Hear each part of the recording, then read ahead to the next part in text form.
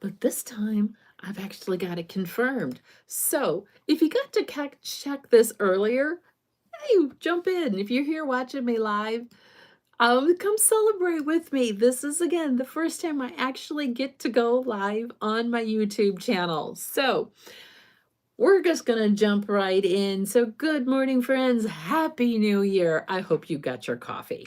Because this one today, we are talking about how clarity is kinder than assumptions. And I want to start with something that happened for me this week, all right? Because I think it really illustrates something many of us are already navigating, right? Even if we don't always have the language for it yet. So I agreed to something for someone recently, and to me, all right, in my mind, it meant you tell me what you're going to do and I help you stay honest with yourself about doing it. In her mind, it meant something very different. In her mind, it meant emotional support, availability, coaching level care when things felt heavy. All right. Neither of us were wrong, but we were operating from two very different definitions, and we never slowed down to clarify before we said yes. And that's where things get uncomfortable. All right. Not because anyone crossed a boundary intentionally, but because the boundary was never clearly named. So most conflict, isn't about disrespect. It's about undefined roles and unspoken expectations. So I want you to worry about clarity really before boundaries, okay?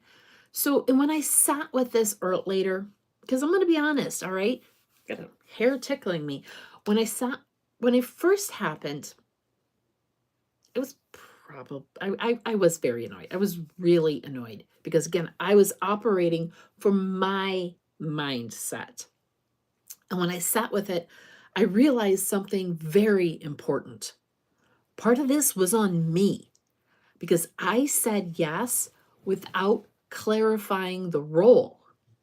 I assumed we were on the same page. Clarity, especially in this season of life, is an act of leadership. Boundaries are helpful, yes, but boundaries don't work well when expectations are fuzzy. Clarity prevents resentment before it has a chance to grow. So, for those of you who don't know me, I'm determined, I'm delighted, I'm alive, and I'm excited. Hey, Cheryl Miller here. I am your Jesus loving, coffee drinking, certified nutrition and wellness coach, and I help women who are tired of pretending they're fine stop hiding and start feeling alive again with energy and unapologetic living so they can feel confident, strong, and unstoppable. So this whole week, this has reminded me of something my husband and I learned very early in our relationship. We were dating and we were talking about things we love. And somewhere in that conversation, we both said, "Oh, I love camping." Bonding moment. Check. Except we never defined what camping meant. So the first time we went camping together, I realized we were talking about two entirely different experiences. For him, camping meant a tent. Now, let me back that up. That's my camping. For him, camping meant an RV with heat, a real bed, a campground with a pool, essentially a home on wheels. His view of nature was from a lawn chair around a campfire.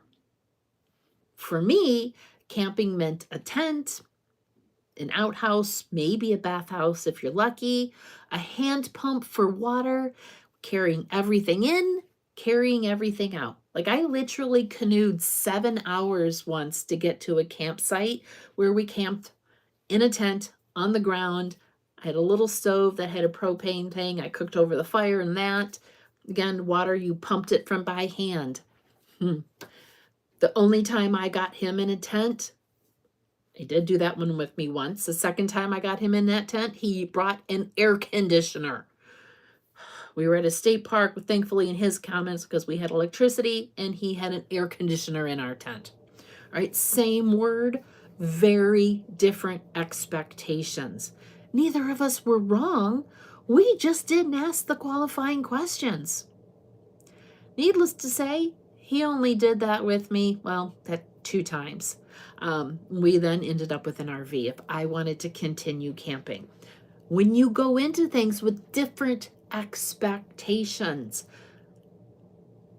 you either break it off or someone has to change what they're willing to do to make it work.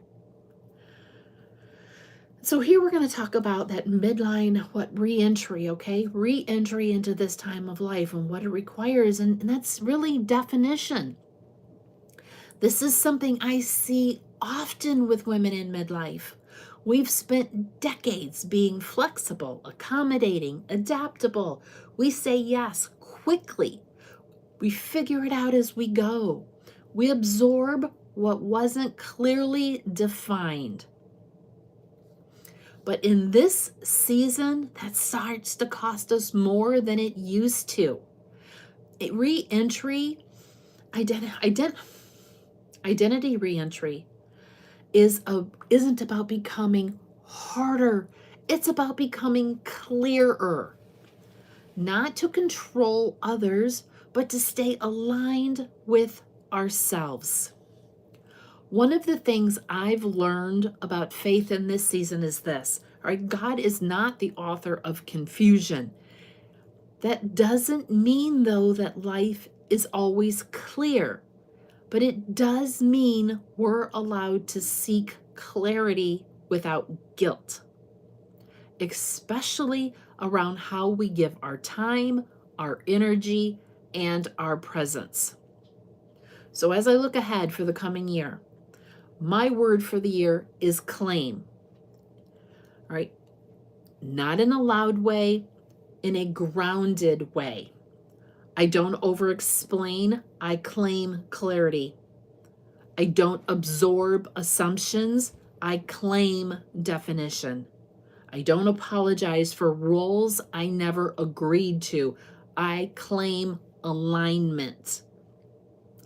If you don't have a word, I strongly encourage you to find one that fits where you want to head in this season. If you need help with that, I will be happy to help you. So here's the question I want to leave you with today. Where might a lack of clarity be draining you? Not because anyone is doing something wrong, but because expectations were never clearly named. All right. This season of our life, it doesn't ask us to be tougher. It asks us to be clearer. And clarity offered with honesty and kindness is one of the most respectful things we can give ourselves and the people we care about. All right, so thank you for spending part of your Friday with me. I hope you guys will all join me next week for another free coaching Friday. See you, bye.